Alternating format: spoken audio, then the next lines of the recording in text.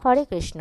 আজকে আমরা আন্তর্জাতিক কৃষ্ণ ভাবনামৃত সংঘে প্রতিষ্ঠাতা আচার্য কৃষ্ণ কৃপা শ্রীমূর্তি শ্রীল অভয় চরণারবিন্দ ভক্তি বেদান্ত স্বামী শ্রীল প্রভুপাদে লীলা পুরুষোত্তম শ্রীকৃষ্ণ নামক বইটি থেকে শ্রীকৃষ্ণ ও তার বংশধরগণ এই অংশটি পড়ব। শ্রীকৃষ্ণে 16,108 জন মহীয়সী ছিল। প্রতি রানীর গর্ভে শ্রীকৃষ্ণের মতোই বল, শ্রী, জ্ঞান, যশ, ঐশ্বর্য ও বৈরাগ্য সম্পন্ন 10 জন করে পুত্রের জন্ম হয়। তারা সকলেই সমান গুণসম্পন্ন ছিল। শ্রীকৃষ্ণের 16,108 পত্নী সকলেই ছিলেন রাজকন্যা। তাদের প্রাসাদ পরিত্যাগ না করে তিনি সর্বদাই সেখানে অবস্থান করায় রানীরা সকলেই শ্রীকৃষ্ণকে তাদের প্রতি অত্যন্ত আসক্ত ও শ্রৈণ বলে বিবেচনা করতেন। রানীরা প্রত্যেকেই শ্রীকৃষ্ণকে তাদের প্রতি অত্যন্ত অনুগত বলে মনে করলেও প্রকৃতপক্ষে শ্রীকৃষ্ণ তাদের কারোর প্রতি আসক্ত ছিলেন না। প্রত্যেক রানী নিজেকে শ্রীকৃষ্ণের অতীব প্রিয় ও একমাত্র পত্নী বলে মনে করতেন। বস্তুত শ্রীকৃষ্ণ হচ্ছেন আত্মারাম, তাই তিনি কারোর প্রতি অনুরক্ত নন, আর কারোর প্রতি বৈরী ভাবাপন্নও নন। শ্রীকৃষ্ণ সকল পত্নীদের প্রতি সমভাবাপন্ন ছিলেন। পত্নীদের সন্তুষ্ট করবার জন্য একজন আদর্শ পতির মতো তিনি তাদের সঙ্গে লীলাবিলাস করতেন। কোনো পত্নীকেও শ্রীকৃষ্ণের প্রয়োজন ছিল না, কিন্তু তারা সকলেই নারী, তাই পত্নী রূপে তারা শ্রীকৃষ্ণের মহান স্বরূপ শ্রীকৃষ্ণের মাহাত্ম্য বা কৃষ্ণতত্ত্ব উপলব্ধি করতে পারতেন না। এইসব রাজমহিষীরা সকলেই ছিলেন পরমা সুন্দরী। শ্রীকৃষ্ণের মধুর পরিহাসপূর্ণ কথা, প্রেমময়ী হাসি, তার দীর্ঘ বাহু, প্রশস্ত কর্ণ, তার অরবিন্দ লোচন, সুন্দর বদন ও মনোহর দৃষ্টিপাতের মাধ্যমে তারা প্রত্যেকেই শ্রীকৃষ্ণের প্রতি আকৃষ্ট ছিলেন। শ্রীকৃষ্ণের মনোহর রূপে মোহিত হয়ে রমণীসুলভ দৈহিক মনোহারিত্বে শ্রীকৃষ্ণকে আকৃষ্ট করবার উদ্দেশ্যে তারা অপূর্ব সাজ পোশাকে সজ্জিত হতেন। ভ্রুভঙ্গি, হাস্য, কটাক্ষ আদি রমণীয় লক্ষণ দ্বারা শ্রীকৃষ্ণের কামভাব জাগ্রত করবার উদ্দেশ্যে তারা এইভাবে তার প্রতি দাম্পত্য প্রেমসূচক কামবাণ নিক্ষেপ করতেন। তবু তারা শ্রীকৃষ্ণের মন জয় করতে সমর্থন হতেন না। অর্থাৎ একমাত্র সন্তান লাভের উদ্দেশ্য ছাড়া শ্রীকৃষ্ণ কখনো তার মহিষীদের সঙ্গে সহবাস করতেন না। দেবকুল শ্রেষ্ঠ ব্রহ্মার দুর্লভ ভগবান শ্রীকৃষ্ণকে পরম সৌভাগ্যবতী দ্বারকার রাজমহিষীরা তাদের ব্যক্তিগত সঙ্গী ও পতিরূপে পেয়েছিলেন। পত্নীদের সঙ্গে বসবাসের সময় তিনি একজন আদর্শ পতিরূপে তাদের সঙ্গে আচরণ করতেন। তখন পরস্পর হাসি, কথাবার্তা ও মেলামেশার মাধ্যমে প্রতি মুহূর্তে তাদের দিব্য আনন্দ বৃদ্ধি হতো। তাদের প্রত্যেকের শত সহস্র পরিচারিকা থাকা সত্ত্বেও শ্রীকৃষ্ণ প্রাসাদের অন্দরমহলে প্রবেশ করা মাত্র তারা প্রত্যেকে স্বয়ং তাকে একটি চমৎকার আসন দান করে বিভিন্ন প্রয়োজনীয় উপকরণ দ্বারা তার পুজো করতেন। তার চরণকমল ধৌত করে তাকে তাম্বুল দান করতেন। তার অবসন্নতা দূর করবার জন্য পাদ সম্ভাষণ করে তৃপ্তির জন্য তাকে ব্যজন করতেন। সুগন্ধ তেল ও চন্দনের মণ্ডাদি ও গলায় মালা দিয়ে তার কেশবিন্যাস করে তাকে পালঙ্কে শয়নে ও স্নানে সাহায্য করে তাকে স্বয়ং অভ্যর্থনা করতেন। এইভাবে প্রত্যেক রানী সর্বতোভাবে বিশেষত ভোজনের সময় স্বয়ং শ্রীকৃষ্ণের সেবা করতেন। তারা সর্বদাই এইরকম কৃষ্ণ সেবায় নিয়োজিতা ছিলেন। 16,108 রানীর প্রত্যেকের 10টি করে পুত্র ছিল। প্রথম 8 জন রানীর পুত্রদের নামের তালিকা দেওয়া হলো। রুক্মিণীর গর্ভে শ্রীকৃষ্ণের যে 10টি পুত্র হয় তারা হল প্রদ্যুম্ন, চারুদেষ্ণ, সুদেষ্ণ, চারুদেহ, সুচারু, চারুগুপ্ত, ভদ্রচারু, চারুচন্দ্র, বিচারু এবং চারু। তারা কেউ তাদের পিতা ভগবান শ্রীকৃষ্ণের চেয়ে কম গুণসম্পন্ন ছিল না। সেই রকম সত্যভামার 10টি পুত্র ছিল। তাদের নাম হল ভানু, সুভানু, শরভানু, প্রভানু, ভানুমান, চন্দ্রভানু, বৃহৎভানু, অতিভানু, শ্রীভানু ও প্রতিভানু। পরবর্তী রানী জাম্ববতীর শাম্ব আদি 10টি পুত্র ছিল। তাদের নাম যথাক্রমে শাম্ব, সুমিত্র, পুরুজিৎ, শতজিৎ, সহস্রজিৎ, বিজয়, চিত্রকেতু, বসুমান, দ্রবিড় ও ক্রুতু। জাম্ববতীর পুত্রদের প্রতি শ্রীকৃষ্ণ বিশেষ স্নেহপরায়ণ ছিলেন। মহারাজ নগ্নজিতের কন্যা সত্যার গর্ভে শ্রীকৃষ্ণের বীর, চন্দ্র, অশ্বসেন, চিত্রগু, বেগবান, বিষ, আম, শঙ্কু, বসু ও কুন্তী এই 10টি পুত্র ছিল। তাদের মধ্যে কুন্তী ছিল প্রবল পরাক্রমশালী। কালিন্দীর গর্ভে শ্রীকৃষ্ণের যে 10টি পুত্র লাভ হয় তারা হচ্ছে শ্রুত, কবি, বৃষ, বীর, সুবাহু, ভদ্র, শান্ত, দর্শ, পূর্ণমাস ও সর্বকনিষ্ঠ সোমক। মধ্রপ্রদেশের রাজকন্যা লক্ষণার গর্ভে শ্রীকৃষ্ণের প্রঘোষ, গাত্রবান, সিংহ, বল, প্রবল, উদ্বর্গ, মহাশক্তি সহ ওজ ও অপরাজিত এই 10টি পুত্র হয়। একইভাবে মিত্রবিন্দার 10টি পুত্র ছিল।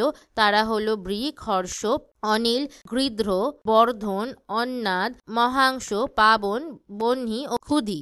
সংগ্রামজিৎ, বৃহৎসেন, সুর, প্রহরণ, অরিজিৎ, জয়, সুভদ্র, বাম, আয়ু ও সত্যক নামে ভদ্রার 10টি পুত্র ছিল। এই 8জন প্রধান রানী ছাড়াও শ্রীকৃষ্ণের 16,100 জন পত্নী ছিলেন এবং তাদের প্রত্যেকের 10টি করে পুত্র ছিল। জন্ম থেকেই রুক্মিণী জ্যেষ্ঠ পুত্র প্রদ্যুম্নের সঙ্গে মায়াবতীর বিবাহ হয়। তারপর আবার রুক্মবতীর সঙ্গে প্রদ্যুম্নের পরিণয় হয়। এই রুক্মবতী ছিলেন প্রদ্যুম্নের বামা, রুক্মীর কন্যা। এই রুক্মবতীর গর্ভে প্রদ্যুম্নের অনিরুদ্ধ নামে এক পুত্রের জন্ম হয়। এইভাবে শ্রীকৃষ্ণ তার পত্নীগণ, পুত্র, পৌত্র ও প্রপৌত্রদের নিয়ে তার পরিবারে প্রায় 100 কোটি জন লোক ছিল। শ্রীকৃষ্ণের সঙ্গে সংগ্রামে তার প্রথম পত্নী রুক্মিণী জ্যেষ্ঠ ভ্রাতা রুক্মী অত্যন্ত লাঞ্ছিত ও অপমানিত হয়েছিল, কিন্তু রুক্মিণীর অনুরোধে শ্রীকৃষ্ণ রুক্মীর জীবন রক্ষা করেছিলেন। সেই দিন থেকে রুক্মী শ্রীকৃষ্ণের প্রতি বৈরী ভাবাপন্ন হয়ে তার সঙ্গে শত্রুতা করত। তবুও তার কন্যার সঙ্গে শ্রীকৃষ্ণের পুত্রের ও তার পৌত্রীর সঙ্গে শ্রীকৃষ্ণের পৌত্র অনিরুদ্ধের বিবাহ অনুষ্ঠিত হয়েছিল। সুখদেব গোস্বামীর কাছে এই ঘটনা শোনার পর মহারাজ পরীক্ষিত একটু আশ্চর্য বোধ করেছিলেন এবং বলেছিলেন, প্রবল শত্রুভাবাপন্ন শ্রীকৃষ্ণ ও রুক্মী তাদের বংশধরদের মধ্যে বৈবাহিক সম্বন্ধ স্থাপন করে কিভাবে আবার মিলিত হলেন ভেবে আমি অবাক হচ্ছি।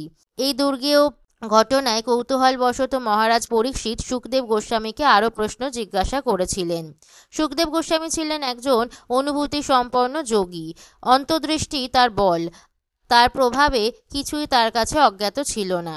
একজন আদর্শ ও পূর্ণ যোগী সুখদেব গোস্বামী ভূত, ভবিষ্যৎ ও বর্তমান সবই বিস্তারিতভাবে দর্শন করতে পারেন। তাই এই রকম যোগীর কাছে কিছুই লুকানো সম্ভব নয়। এই সম্পর্কে অনুসন্ধান করায় মহারাজ পরীক্ষিতকে সুখদেব গোস্বামী যে উত্তর দিয়েছিলেন তার নিম্নরূপ। রুক্মিণীর গর্ভজাত শ্রীকৃষ্ণ পুত্র প্রদ্যুম্ন ছিলেন কামদেব স্বয়ং। এই কমনীয় ও মনোহর প্রদ্যুম্নকে ছাড়া স্বয়ংবর সভায় রুক্মবতী আর কাউকে পতিত্বে বরণ করতে না পেরে সকল রাজকুমারদের সমাবেশে প্রদ্যুম্নের গলায় মালা অর্পণ করেছিল। তখন রাজকুমারদের মধ্যে যুদ্ধ শুরু হলে প্রদ্যুম্নই বিজয়ী হয়েছিলেন। এই জন্য রুক্মী তার সুন্দরী কন্যা রুক্মবতীকে প্রদ্যুম্নের কাছে সমর্পণ করতে বাধ্য হয়েছিল। ভগিনী রুক্মিণীকে শ্রীকৃষ্ণ হরণ করায় লাঞ্ছিত ও অপমানিত রুক্মী অতীতের শত্রুতাবশত অন্তর্জ্বালা অনুভব করলেও কন্যা রুক্মবতী প্রদ্যুম্নকে পতিত্বে বরণ করলে ভগিনীকে তুষ্ট করবার জন্য এই বিবাহে স্বীকৃতি দানে বাধা দেয়নি। এইভাবে প্রদ্যুম্নে রুক্মীর ভাগ্নেয় রূপে পরিগণিত হয়। রুক্মিণীর 10টি পুত্র ছাড়াও বিশাল নয়না অপূর্ব সুন্দরী একটি কন্যা ছিল। বলি নামে কৃতবর্মার পুত্রের সঙ্গে তার বিবাহ হয়েছিল। রুক্মী শ্রীকৃষ্ণের একজন প্রকৃত শত্রু হলেও সে তার ভগিনী রুক্মিণীর প্রতি গভীর স্নেহপরায়ণ ছিল। তাই ভগিনীকে সর্বতোভাবে রুক্মী তুষ্ট করতে চেয়েছিল। এই জন্য রুক্মিণীর পৌত্র অনিরুদ্ধের বিবাহের সময় উপস্থিত হলে রুক্মী তার পৌত্রী রচনাকে অনিরুদ্ধের হস্তে সমর্পণ করেছিল। এই রকম জ্ঞাতি ভাই বোনদের বিবাহ প্রায় বৈদিক বিধি বহির্ভূত এবং বিরল হলেও রুক্মিণীকে তুষ্ট করবার জন্য নিজ কন্যা ও পৌত্রীকে শ্রীকৃষ্ণের পুত্র ও পৌত্রের সঙ্গে বিবাহ দিয়েছিল। এইভাবে রচনার সঙ্গে অনিরুদ্ধের বিবাহে আলোচনা চূড়ান্ত হলে অনিরুদ্ধকে নিয়ে এক বিরাট বরযাত্রী দল দ্বারকা থেকে যাত্রা শুরু করল। শ্রী বলরাম, রুক্মিণী দেবী, প্রদ্যুম্ন, শাম্ব ও পরিবারের অন্যান্যদের সঙ্গে নিয়ে ভগবান শ্রীকৃষ্ণের নেতৃত্বে বরযাত্রী দল ভোজকট নগরে উপস্থিত হয়েছিলেন। শ্রীকৃষ্ণ যখন রুক্মিণী দেবীকে হরণ করেন তারপরই রুক্মী এই ভোজকট নগর অধিকার করে তার রাজ্যের অন্তর্ভুক্ত করেছিলেন। রচনা ও অনিরুদ্ধের বিবাহ উৎসব শান্তিপূর্ণভাবে অনুষ্ঠিত হয়েছিল। শ্রী বলরামকে অক্ষক্রিয়ায় আহ্বান জানাবার জন্য বন্ধু কলিঙ্গরাজ রুক্মিণীকে পরামর্শ দিল এবং এইভাবে শ্রী বলরামকে এই ক্রিয়ায় পরাজিত করবার কুমন্ত্রণা হলো। ক্ষত্রিয় রাজাদের মধ্যে দ্যুত ও অক্ষক্রীড়ার বহুল প্রচলন ছিল।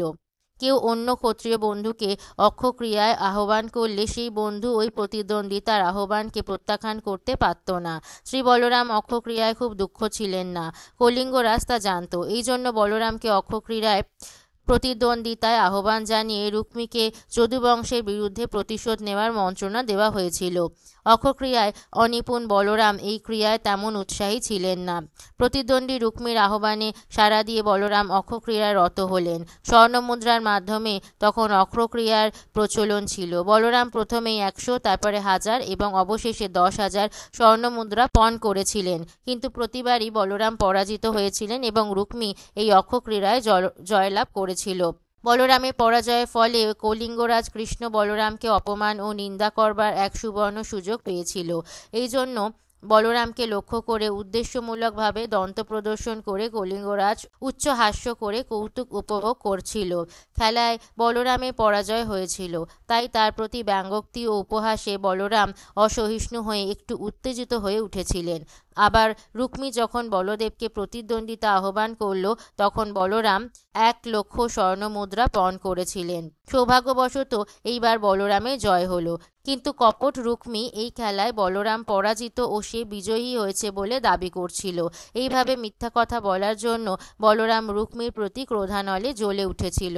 তার এই উত্তেজনা পূর্ণিমা চন্দ্রালোকের সমুদ্রের জলস্ফীতির মতোই যেমন আকস্মিক তেমনি প্রচণ্ড হয়ে উঠেছিল। উত্তেজনায় ও প্রচণ্ড ক্রোধে আরক্ত লোচন বলরামের চোখ দুটি খুব রক্তিম হয়ে উঠেছিল।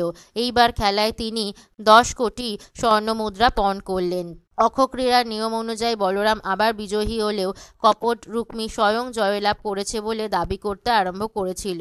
উপস্থিত রাজন্যবর্গের কাছে রুক্মী আবেদন জানালো বিশেষভাবে কলিঙ্গরাজের নাম সে উল্লেখ করেছিল। এই বিতর্কের সময় আকাশ থেকে দৈববাণীতে ঘোষিত হলো যে খেলায় বলরাম সৎভাবে বিজয়ী হলেও তাকে অপমান ও উপহাস করা হচ্ছে, আর খেলায় নিজের জয় ঘোষণা করলেও রুক্মীর কথাগুলি সর্বতোভাবে মিথ্যা। এই দৈববাণী সত্ত্বেও রুক্মী শ্রী বলরামের পরাজয়ের কথা জোর দিয়ে বারবার বলে চলল। এই জেদ করবার ফলে তার ভাগ্যে শীঘ্রই যমদণ্ড প্রাপ্তি আছে বলে মনে হচ্ছিল।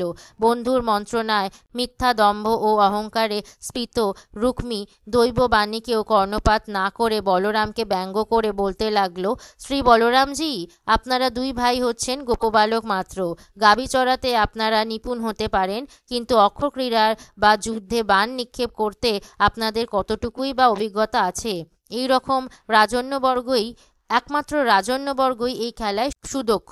রুক্মীর এই রকম ব্যঙ্গাত্মক ও অপমানজনক উক্তি ও উপস্থিত রাজন্যবর্গের উচ্চ হাস্য শুনে বলরাম প্রচণ্ড ক্রোধানলে উত্তপ্ত হয়ে গদা ধারণ করে বিনা বাক্যেই রুক্মীর মস্তকে আঘাত করলেন। এক গদাঘাতেই অবিলম্বে রুক্মীর পতন হলো এবং অচিরেই সে মৃত্যুমুখে পতিত হলো। এইভাবে অনিরুদ্ধের শুভ বিবাহ উৎসবে শ্রী বলদেবের হাতে রুক্মী নিহত হয়েছিল। ক্ষত্রিয়কুলে এই রকম ঘটনা প্রায়শই হয়ে থাকে। এইবার তার আক্রান্ত হওয়ার সম্ভাবনায় ভীত কলিঙ্গরাজ সেখান থেকে পালাতে চেষ্টা করল। কয়েক পদক্ষেপের আগেই শ্রী বলরাম কলিঙ্গরাজকে ধরে ফেললেন। কৃষ্ণ বলরামকে নিন্দা উপহাস করবার সময় প্রতিবারেই যে দন্ত প্রদর্শন করেছিল বলে বলরাম গদাঘাতে তার দাঁতগুলি চূর্ণ বিচূর্ণ করে দিলেন। তাছাড়া রুক্মী এবং কলিঙ্গরাজকে সমর্থনকারী অন্যান্য সকল রাজন্যবর্গকেও ধরে তিনি গদাঘাতে তাদের হস্তপদ চূর্ণ করে দিলেন।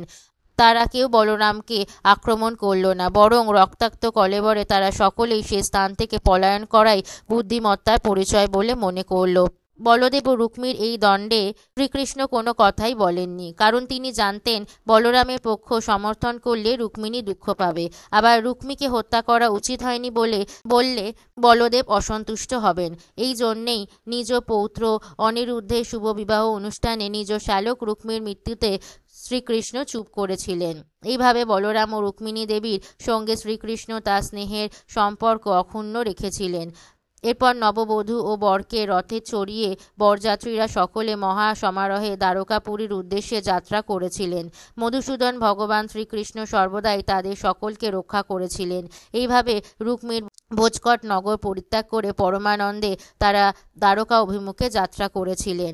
ইতি লীলা পুরুষোত্তম শ্রীকৃষ্ণ গ্রন্থের শ্রীকৃষ্ণ ও তার বংশধরগণ নামক অধ্যায়ের ভক্তি বেদান্ত তাৎপর্য সমাপ্ত হলো।